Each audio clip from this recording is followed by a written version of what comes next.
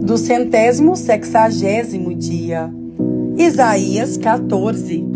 A volta do povo de Israel para o seu país. Mais uma vez, o Senhor Deus terá compaixão de Israel e o escolherá para ser o seu próprio povo. Fará com que os israelitas voltem para a sua própria terra e estrangeiros irão morar ali com eles. Pessoas de várias nações irão com os israelitas para a sua terra, a terra do Senhor, e ali se tornarão escravos e escravas do povo de Israel. Os israelitas terão como escravos aqueles que antigamente eram seus donos e dominarão aqueles que antes os dominavam. O rei da Babilônia no mundo dos mortos. Povo de Israel, chegará o dia em que o Senhor Deus vai livrá-los da escravidão. E assim vocês ficarão livres dos sofrimentos e dos trabalhos pesados que são forçados a fazer. Quando esse dia chegar, zombem do rei da Babilônia, recitando esta poesia.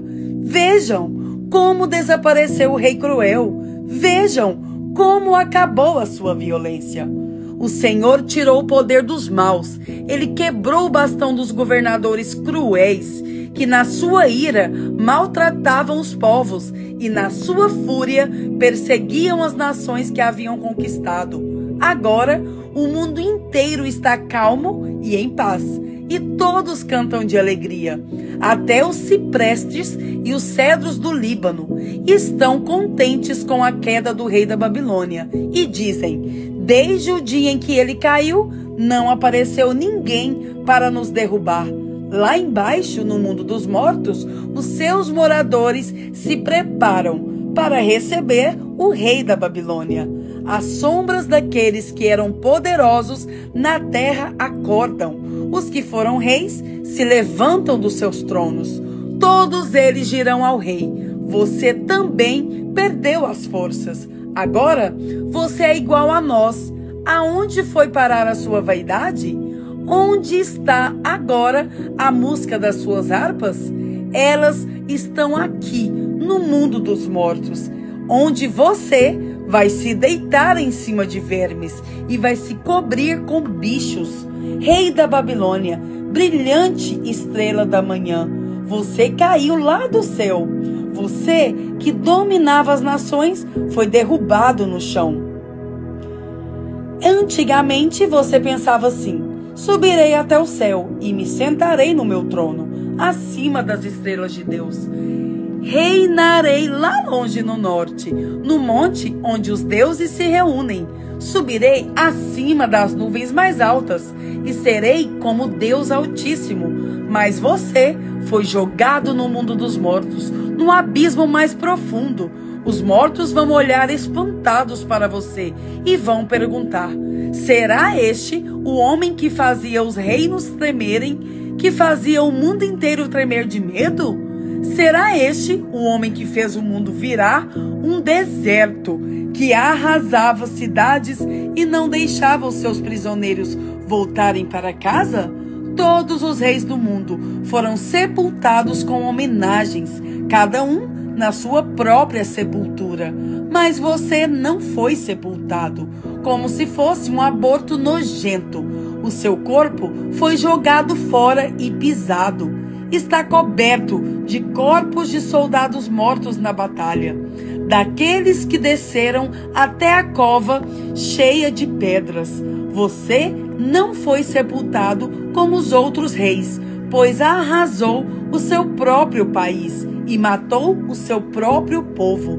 Que morram todos os descendentes desse rei maldito. Por causa da maldade dos seus antepassados, matem logo seus filhos, a fim de que eles nunca venham a governar a terra, nem encham o mundo de cidades. O Senhor Todo-Poderoso diz: vou atacar e arrasar a cidade da Babilônia. Vou acabar com todos, pais e filhos, avós e netos. Sou eu, o Senhor, quem está falando.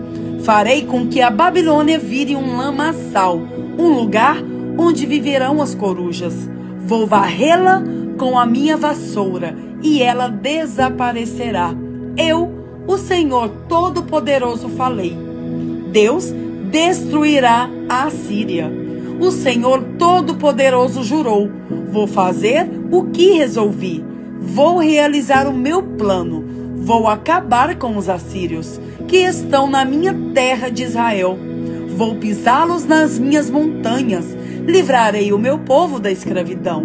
Quebrarei as correntes com os assírios o prenderam e tirarei das suas costas as suas cargas pesadas. É este o plano que tenho para o mundo inteiro. A minha mão está levantada para castigar as nações. O Senhor Todo-Poderoso resolveu fazer isso. Haverá alguém que o faça parar? Ele levantou a mão para castigar. Haverá quem a faça baixar? Deus destruirá a Filisteia. No ano em que o rei Acaz morreu, veio de Deus esta mensagem: povo da Filisteia, não fique alegre por estar quebrada a Assíria, o bastão que os castigava, pois quando uma cobra desaparece, vem outra pior, e do ovo de uma cobra sai um dragão voador. Com um pastor cuida das ovelhas, assim eu cuidarei dos pobres do meu povo e farei com que vivam em segurança. Porém, farei com que vocês, filisteus, morram de fome. Não deixarei nenhum vivo. Chorem e gritem de dor, cidades dos filisteus. Fiquem todas apavoradas, pois do norte vem uma nuvem de pó.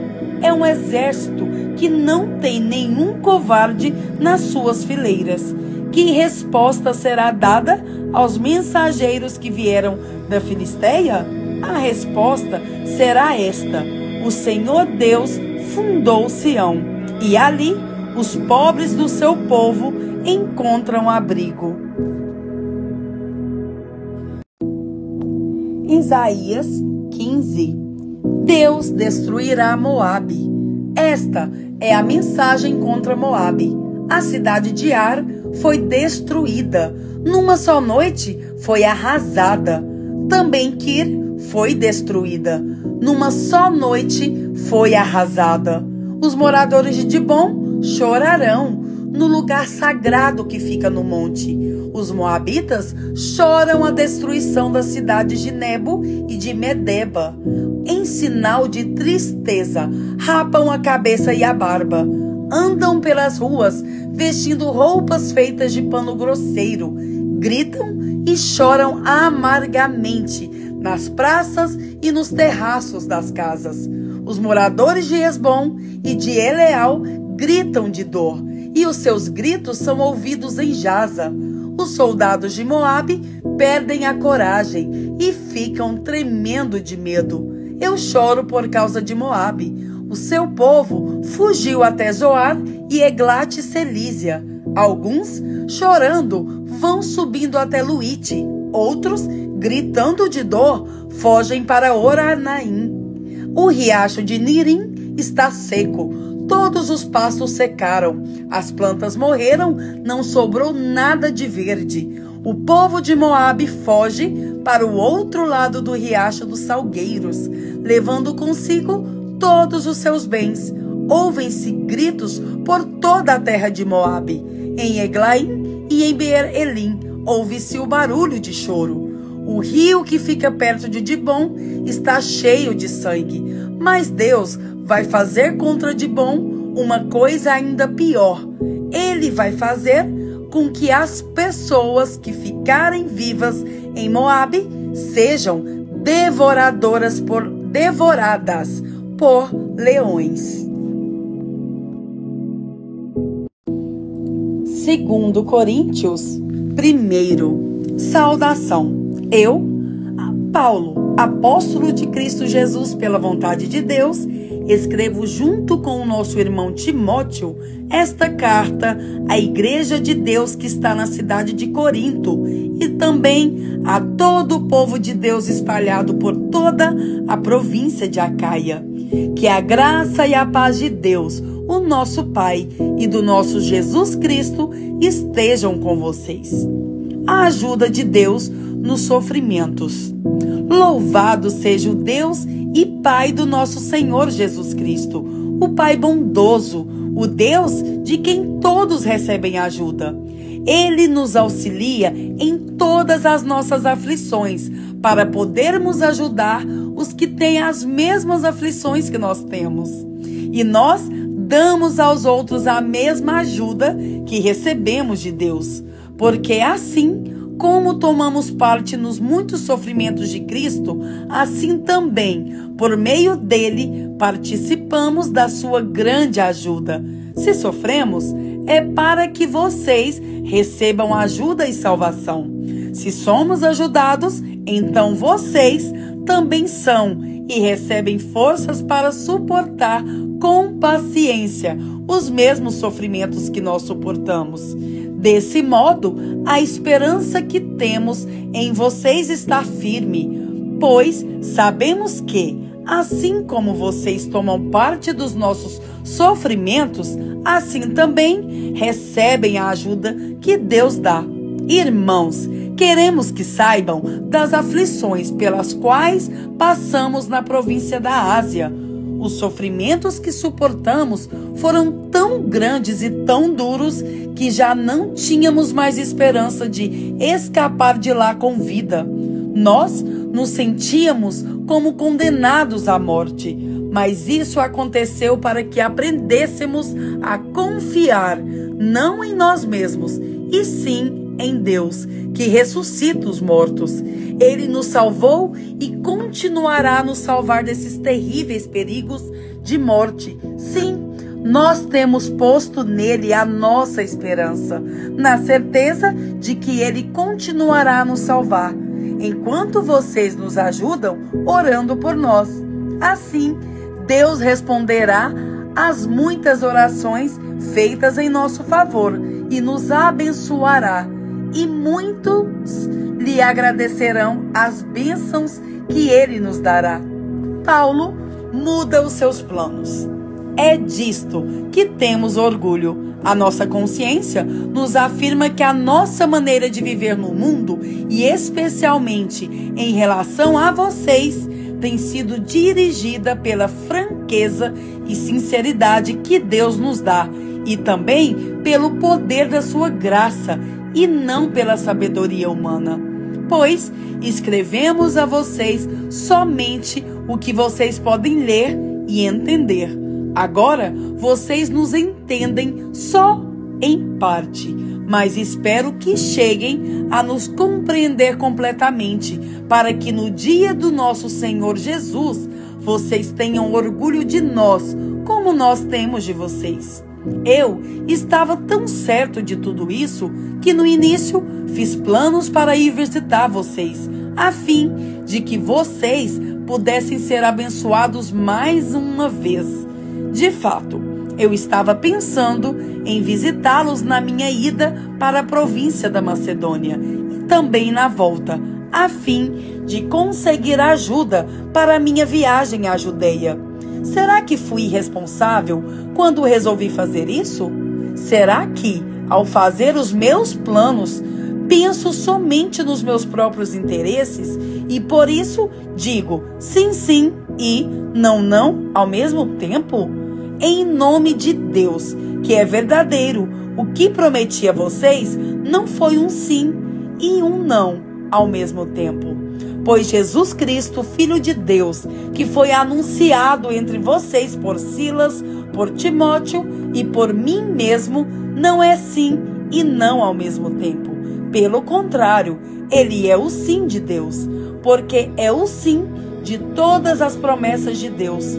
Por isso, dizemos amém, por meio de Jesus Cristo, para a glória de Deus, pois é o próprio Deus que nos dá, a nós e a vocês, a certeza de que estamos unidos com Cristo. E foi Deus quem nos separou para si mesmo. Como dono, ele pôs a sua marca em nós e colocou no nosso coração o Espírito Santo, que é a garantia das coisas que ele guarda para nós. Eu chamo Deus como minha testemunha. Ele conhece o meu coração. A fim de evitar aborrecimentos para vocês, resolvi não ir até Corinto. Não estamos querendo mandar na sua fé, pois vocês estão firmes na fé. Pelo contrário, queremos trabalhar com vocês para que vocês sejam mais felizes ainda.